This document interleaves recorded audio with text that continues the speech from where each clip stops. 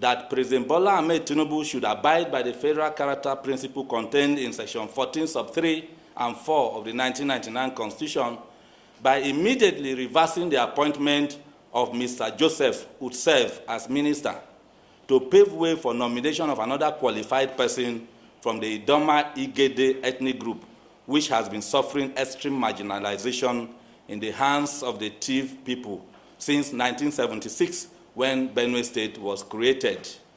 The recent appointment of one Mr. Joseph Utsev as minister from the Tiv-speaking part of Benue State, when Dr. George Akume, his kinsman, holds sway as secretary to the government of the Federation, negates the federal character principle.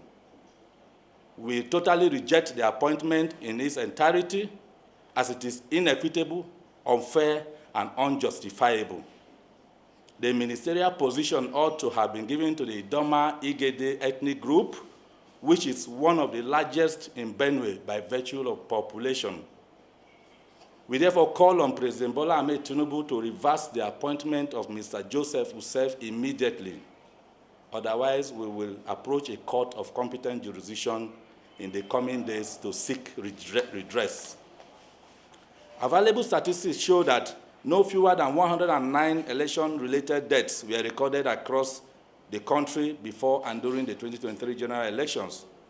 The dead included security agents, election observers, and innocent citizens who went out to cast their votes. High-level corruption, from fight to condonment.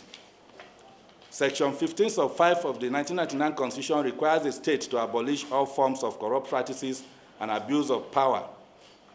Unfortunately, corruption has become more entrenched due to the lack of political will to reduce or possibly eradicate it. The anti-corruption agencies have been seen as chasing selected public officials who are indicted for fraud and embezzlement. Instances abound when anti-corruption civil society organizations like GICN submit petitions to the EFCC, ICPC, and Code of Conduct Bureau against certain indicted persons who are in the good books of the federal government. And we are told that phone calls came from above that such persons should be spared.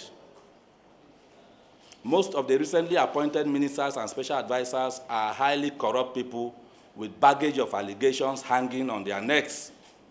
Even persons alleged by EFCC to have stolen over 70 billion naira from government coffers are ministers, while the EFCC chairman himself remains in detention.